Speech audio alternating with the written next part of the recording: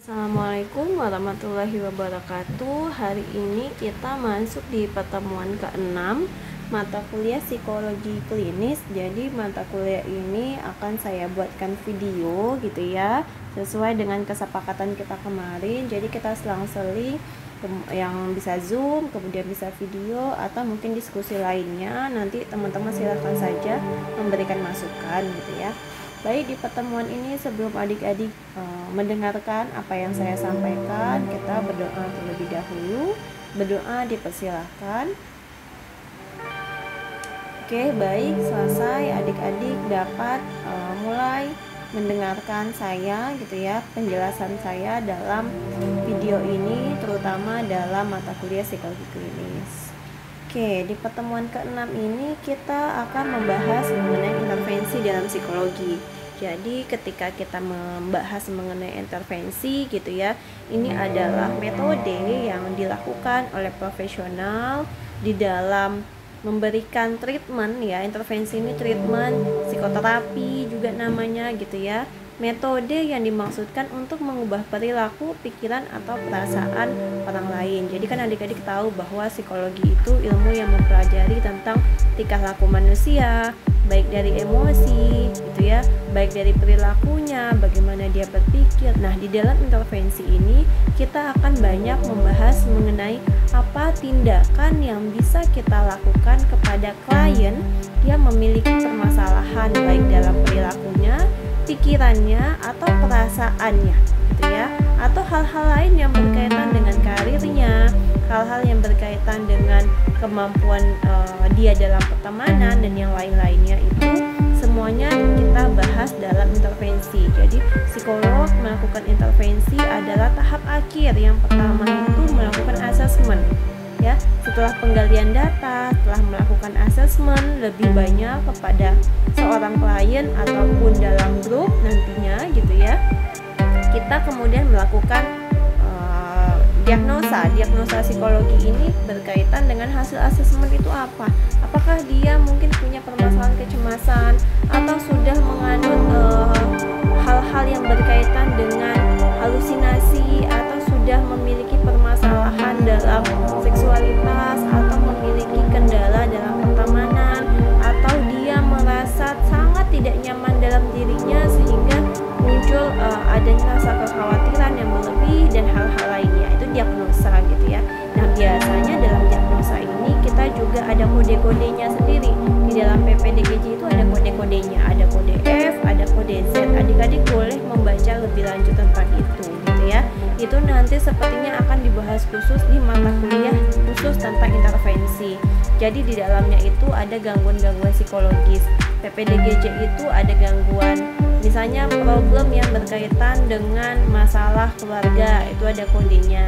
Kemudian ada misalnya F32 atau F21 yang berkaitan dengan skizofrenia. Semuanya ada di sana. Jadi adik-adik tinggal melihat itu gitu ya, sebagai buku panduan kita untuk memberikan diagnosa gitu ya.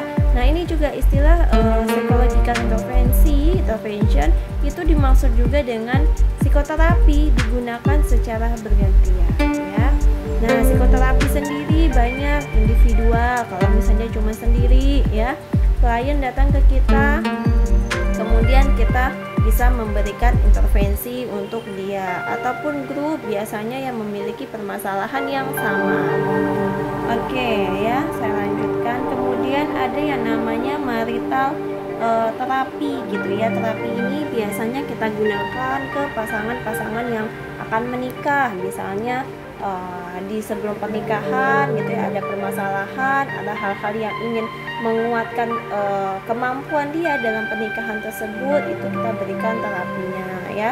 Itu bisa ke personalnya sendiri gitu ya, bisa ke perempuannya ataupun ke laki-lakinya. Jadi kita bisa juga melakukan couple atau secara satu-satu gitu ya, yang laki-lakinya dulu ataupun yang perempuannya. Kemudian family terapi.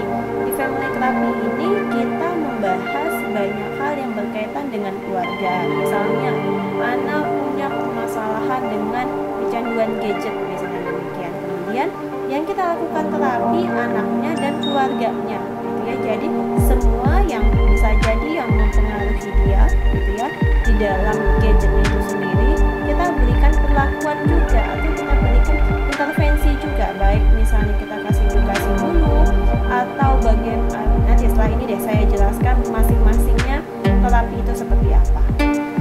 Oke, nanti kalau ada pertanyaan adik-adik silahkan saja tulis di kolom forum ya yang ada di Learning. Oke, psikoterapi ya. Psikoterapi adalah bentuk perlakuan terhadap problem emosional di mana seseorang yang terlatih sengaja membina hubungan profesional dengan klien dengan tujuan menghilangkan, mengubah atau memperlambat simptom yang ada, gitu ya, mengatasi pola perilaku yang mengganggu, meningkatkan pertumbuhan dan perkembangan pribadi yang positif. Jadi memang psikoterapi ini kita berikan kepada klien yang membutuhkan, gitu ya. Tujuannya apa? Tergantung dari case-nya masing-masing. Tujuan klien itu datang ke kita apa? Makanya biasanya saya tanyakan kepada klien, oke, harapan Anda untuk pertemuan dengan psikolog ini apa? Sesi Anda kali ini yang Anda harapkan itu seperti apa? Sehingga intervensi, gitu ya, intervensi yang kita berikan kepada klien itu menjadi tepat. Nah, ini membuat klien bisa dengan cepat sesuai dengan harapannya, jadi tidak ngambang, gitu ya. Bisa jadi nanti kalau kita tidak bertanya kepada klien, gitu ya, atau anamnesa kita dari asesmen kita itu tidak mendalam, gitu ya, asesmen kita itu tidak mendalam sekali sehingga diagnosa kita juga abu-abu, gitu ya. Bisa jadi intervensi yang kita berikan tidak tepat. Makanya asesmen itu sangat penting untuk dilakukan.